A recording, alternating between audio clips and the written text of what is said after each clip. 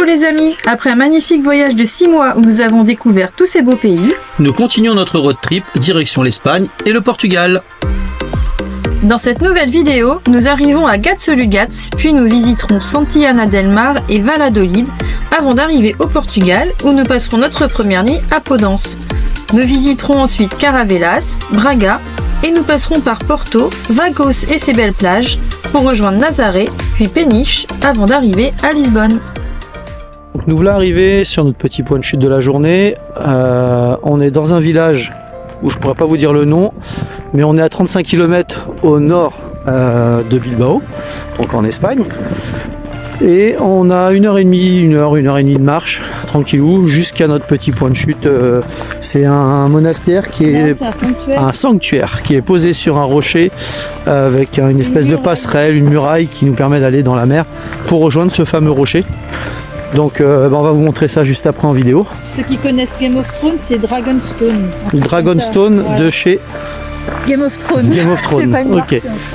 Pour atteindre le monastère, il faut passer par un pont et monter 241 marches creusées en partie dans la roche. La construction de l'ermitage dédié à Saint Jean-Baptiste remonte au 9e siècle et l'église au 10e siècle. Et la légende raconte que Saint Jean-Baptiste aurait atteint l'îlot en 3 enjambées en laissant une empreinte à chacun de ses pas, et la dernière au sommet de l'île où il aurait ordonné de construire l'ermitage. La tradition basque recommande donc de sonner 3 fois la cloche en arrivant tout en haut et de faire un vœu.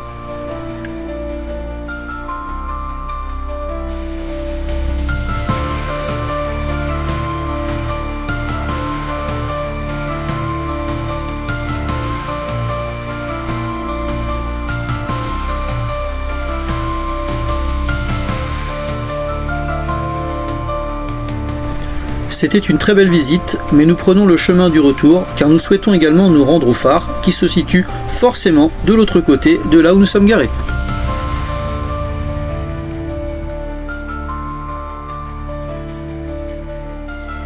Exténués par cette journée, nous avons finalement décidé de rester dormir sur place avec cette magnifique vue et le lendemain matin, nous avons repris la route de bonne heure. Bon, aujourd'hui on est arrivé à Santillana del Mar, une petite aire de service. On est à combien? 12 € la nuit? 12 € la nuit. Donc bon là, on était quasiment les seuls ce matin en arrivant, en fin de matinée. Puis là, il y a pas mal de monde d'arriver, ça se remplit. Cette petite ville médiévale fait partie de l'association des plus beaux villages d'Espagne et a été considérée comme le plus joli par Jean-Paul Sartre.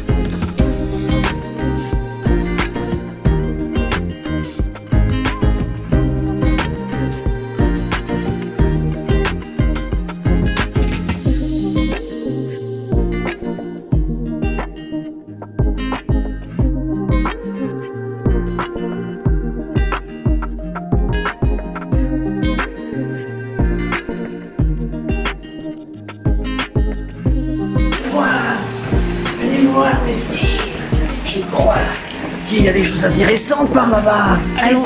Allez voir. J'espère que vous ne m'envoyez pas dans un guet-apens, mon gueux. Allez-y, messieurs, attrapez-la! Rien à signaler.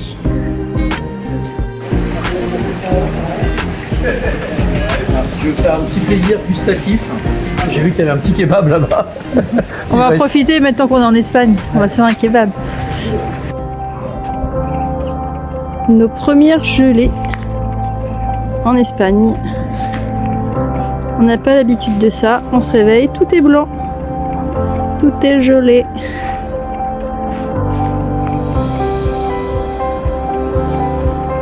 C'est pour nous préparer à la Norvège, à la Finlande et tout ça en hiver. C'est un petit avant-goût, tout petit. Et sous ce froid, on a repris la route direction la frontière portugaise, mais on s'est arrêté à mi-chemin à Valladolid car il y avait beaucoup trop d'heures de route. On en a profité pour visiter la ville.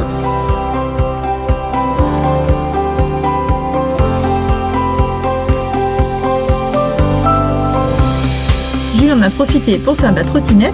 Et nous en fait pendant qu'on se promenait dans la ville, on a repéré un petit resto asiatique type de manga, dans l'univers des mangas, et on lui a fait la surprise, on est venu récupérer la trotte et on l'a emmené. C'est Naruto. C'est des Naruto? J'arrive pas à manger avec. Bon appétit.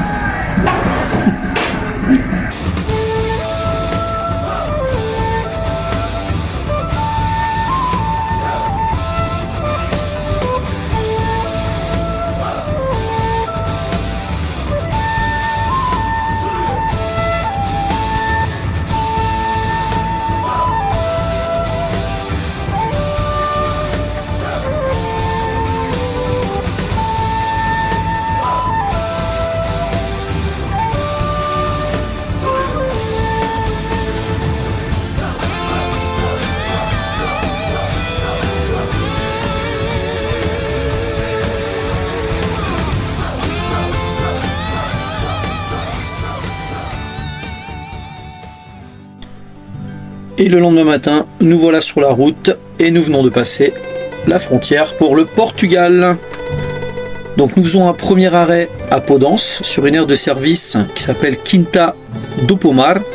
On a payé 8 € la nuit avec l'électricité et les services. C'est super sympa, c'est propre. Il y a même à disposition des barbecues, des jeux pour les enfants. Et en supplément, c'est 1 ou 2 € je crois, vous avez la douche chaude. Mais tout est propre, tout est vraiment nickel et les gens sont super sympathiques.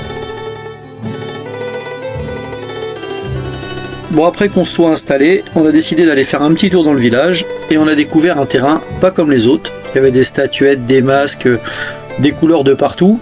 On a continué un petit peu plus loin, on a vu qu'il y avait un musée de Caretto et en fait on a appris que Caretto en fait c'était le personnage qui était dessiné sur les façades des maisons et on va vous expliquer tout ça.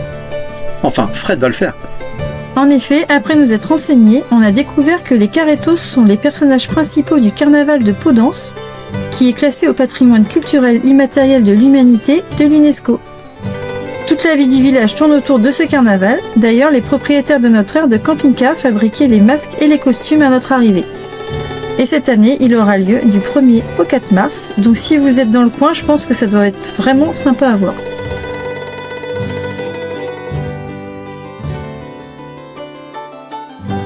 Bon, nous voilà le lendemain, on part sur une destination qui n'est pas du tout touristique. C'est plutôt une petite parenthèse dans cette vidéo, je dirais un petit clin d'œil à mon ami d'enfance, Hervé. Et oui, on se connaît depuis l'âge de 7 ans et on en a 45 aujourd'hui. Donc pour faire simple, c'est le village natal de ses parents et il a encore de la famille là-bas et il a passé toutes ses vacances depuis qu'il est gamin dans ce village. Et nous y voilà, on est à Caravelas. Et quand on a préparé notre tour d'Europe, je lui avais promis d'y passer. On arrive sur une petite place, on se gare donc au milieu du village, et à peine descendu du camping-car, j'ai une petite dame prénommée Tati Maria qui vient me voir et qui me parle, et j'ai très vite compris que c'était la tata de mon pote Hervé. Elle nous a invités à prendre le café, elle nous a offert un petit bidon d'huile d'olive fait maison et nous a présenté tout son village.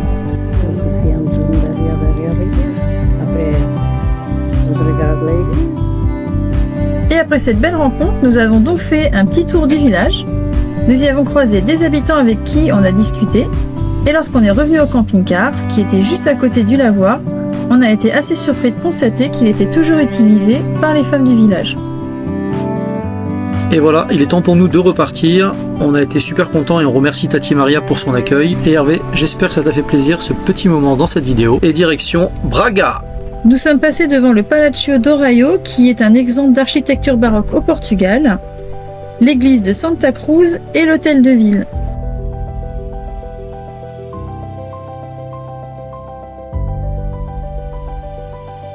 Nous nous sommes promenés dans le jardin de Santa Barbara, qui est accolé au palais épiscopal. C'est un très beau jardin qui bien sûr doit être encore plus intéressant à traverser au printemps.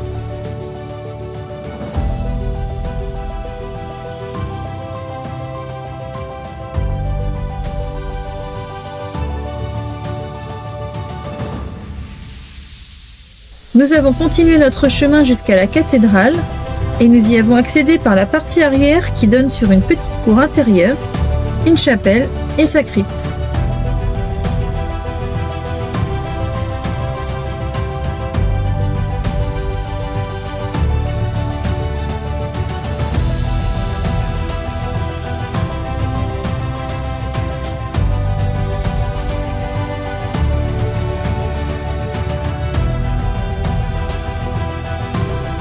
Et oui mesdames, vous êtes filmés.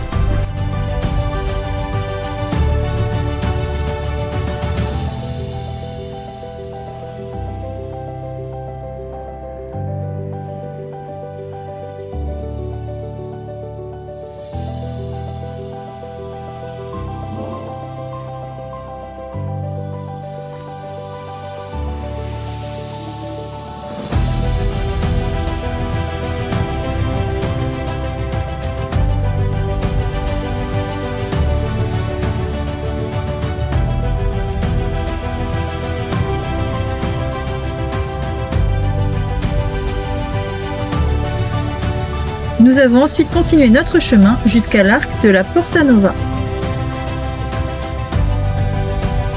Et nous sommes repartis par la grande rue principale de Braga, direction le camping-car, car nous allons nous rendre au sanctuaire de Bon Jésus du Mont. Alors pour arriver jusqu'au sanctuaire, il y a 3 solutions. La première, c'est d'accéder en montant 682 marches. La deuxième, c'est de prendre un funiculaire. Et la troisième, c'est de monter jusqu'en haut sur un parking avec le camping-car, de traverser un parc et vous arrivez direct au sanctuaire.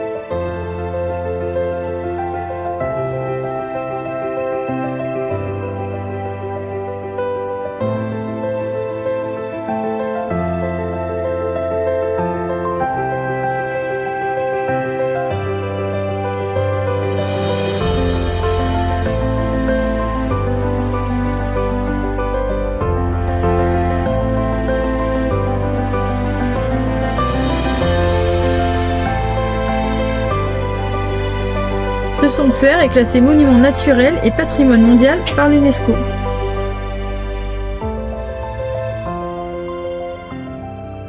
Et nous quittons Braga, direction Porto, où malheureusement nous ne verrons que la plage, car le lendemain le temps va fortement se dégrader et il nous sera impossible de visiter la ville.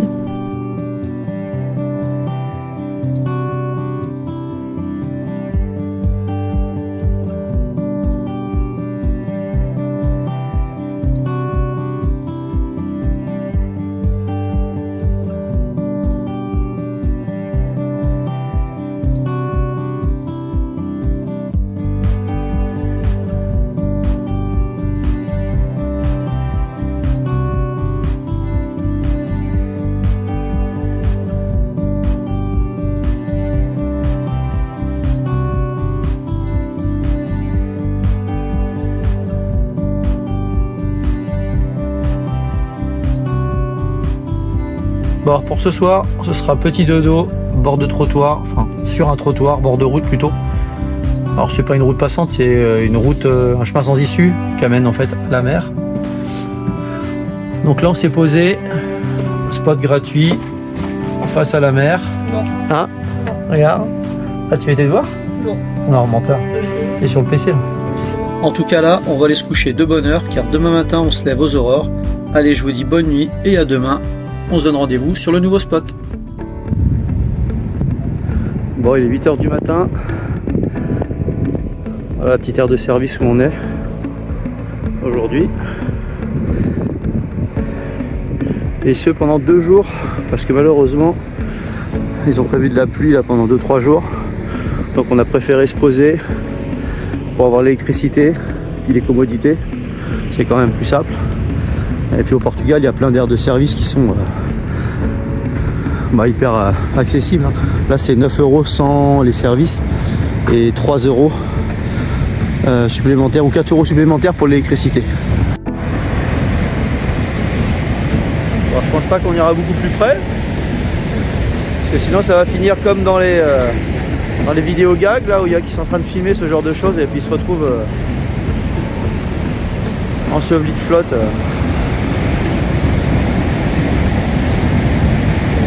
Là, il y a des sacrées vagues qui arrivent derrière.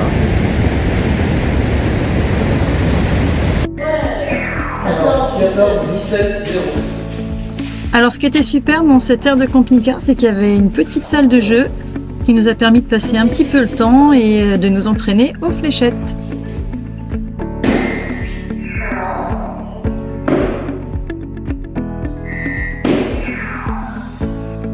Bon, deuxième réveil sur notre petite plage. Donc la nuit a été un petit peu mouvementée, pas mal de vent, énormément de pluie, enfin vraiment des grosses pluies. Mais bon, ça a été, en fait, on est, comme je vous l'ai montré hier, hein, on est en bas, on est derrière la dune. Donc on est pas mal coupé du vent. Il y en a eu quand même, mais c'est surtout voilà, des pluies limite de la grêle Mais on avait reçu un SMS hier qui nous annonçait que effectivement on allait avoir, on était en vigilance. Donc voilà, donc je pense que là on va rester encore une nuit de plus ici, parce qu'apparemment ça va continuer à se dégrader avec de l'orage ce soir ou demain. Et on profite de nos derniers instants sur cette belle plage avant de reprendre la route direction le sud et plus précisément Nazaré. Ah ouais, c'est la mer. Ah oui, il y a des people là. Ah oui, il disait il y a des camions, il y a des... Ah oui, il y a des... Ouais. Ah, c'est bien, j'aime bien. Gros camion vert. Et voilà, du coup on s'est installé ici, au milieu de pas mal de voyageurs. C'est ambiance sympa, il y a un petit peu de tout, des camping-cars, des camions, de toute nationalité. En plus le soleil est revenu, et en face il y a une belle petite forêt où on peut promener Snoop.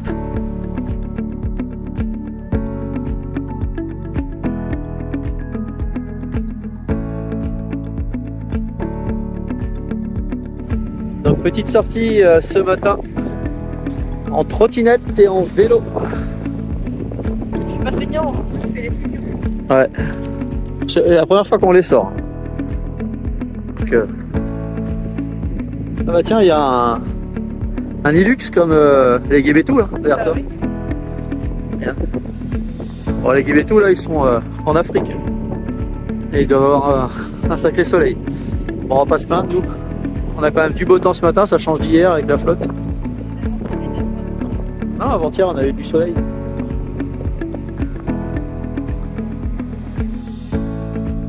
Donc à la base, on était descendu pour aller voir le phare qui est tout en haut de la falaise. Finalement, on s'est aperçu qu'on pouvait pas y accéder en trottinette, c'est trop compliqué. Donc il a fallu qu'on fasse demi-tour, qu'on remonte en haut de la ville et qu'on aille au niveau d'une place avec une jolie vue panoramique.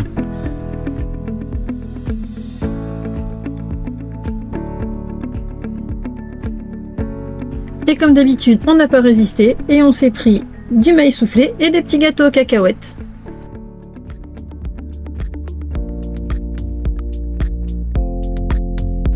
Et voilà la petite vue panoramique dont je vous parlais tout à l'heure. D'ailleurs, vous allez voir juste en bas, on a la ville de Nazaré et on va aller visiter ça tous les deux en amoureux et en trottinette. Le lendemain. Le lendemain.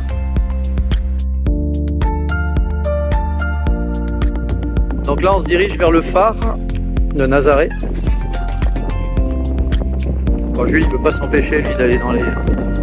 Depuis tout à l'heure, il y a des sortes de petits terrains de cross sur les côtés. Enfin, des dunes, je pense, un truc natural.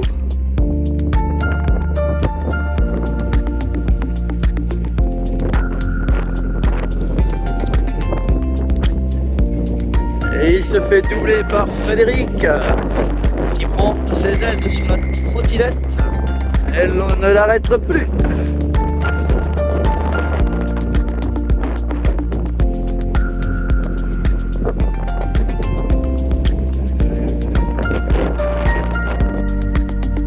Donc on arrive à l'entrée du fort et je vois 2 € par personne pour l'entrée. Donc forcément, j'ai fait mon radin et j'ai laissé Fred y aller. Elle va vous faire son petit reportage. Oui, parce que 2 € quand même, faut pas exagérer. Je suis un rat, je suis un rat.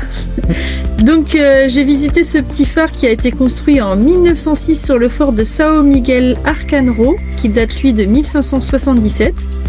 Et on y trouve un petit musée sur le surf, car c'est un lieu mondialement connu pour ses grandes vagues qui peuvent atteindre entre 20 et 30 mètres. En fait, elles se forment que quelques fois dans l'année grâce au canyon sous-marin de Nazaré, qui fait 5000 mètres de profondeur et 230 km de longueur. Du coup, sur ce coup-là, on n'a pas eu de bol, car les grosses vagues sont apparues 2 jours après notre visite.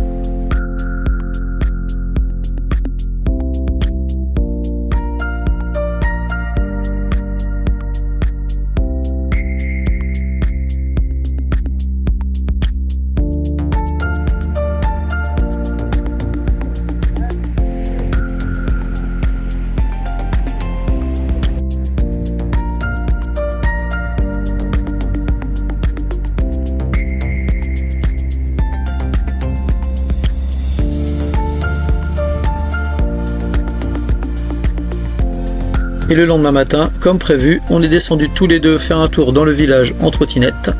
En passant, on a découvert une balançoire avec une vue panoramique et on n'a pas pu s'empêcher de l'essayer.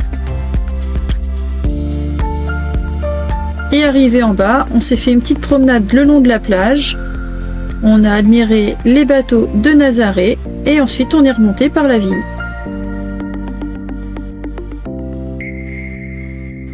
Et en fin de matinée, on est remonté jusqu'au camping-car, on a repris la route en direction du sud du Portugal et on a fait une petite halte à Peniche, un joli petit village. Donc on s'est posé sur une aire de service, puisque là, des fois au Portugal, on n'a pas trop le choix. Et ça nous a permis de rencontrer Philippe, qui est aussi le propriétaire d'un Nitinho SB740. Bon, ma petite balade en trottinette aujourd'hui. Ça change du vélo, ouais. C'est moins fatigant. Après, on a une trottinette qui a des petits problèmes de batterie, donc on ne veut pas non plus aller très loin. Il va falloir régler ce problème. Donc là, on est à Peniche. Et puis, on se fait 2 jours de visite, hein, une après-midi et une matinée de visite dans la ville. C'est super joli. La côte est belle.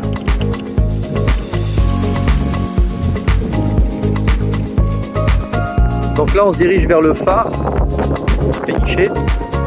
Et puis après, on va aller visiter toute la côte. Là-bas, il y a des pierres qui sont encastrées les unes sur les autres.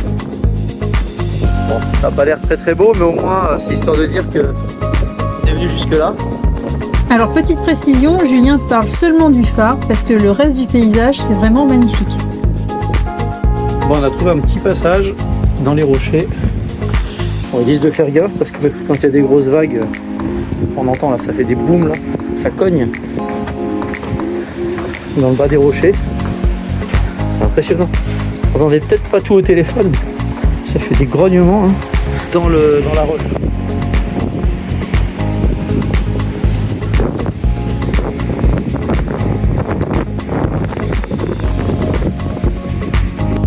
Et après le phare, on a longé la côte avec quelques arrêts photos parce que c'était vraiment magnifique. Et on est allé jusqu'à la presqu'île de Papoa à 3 km de là.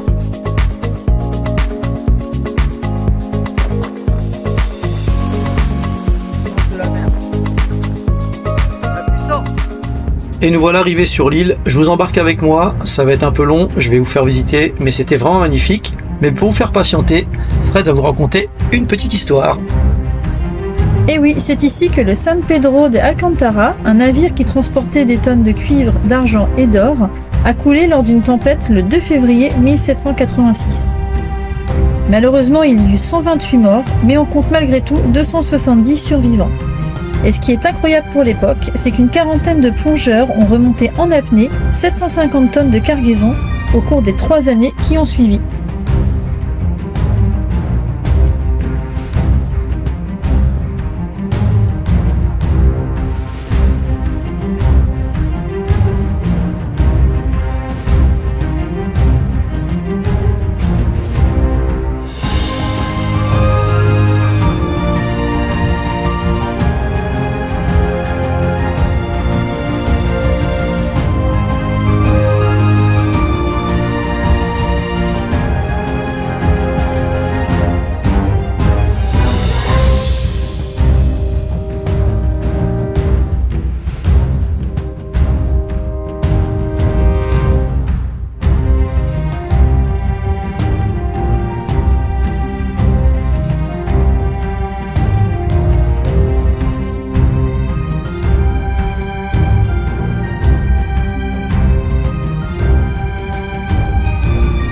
Allez, après 5 bonnes minutes de marche, j'arrive enfin au bout du sentier. Je vous laisse admirer la vue, car moi je repars tout de suite. Fred m'attend à l'entrée avec les trottinettes.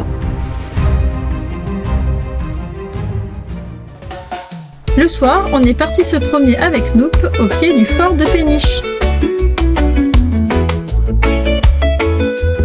Et le lendemain, nous prenons la direction de la capitale, qu'on vous fera découvrir dans la prochaine vidéo. La liberté nous appelle, c'est le début d'une rime. Un camping-car en route, on chante sous les cieux.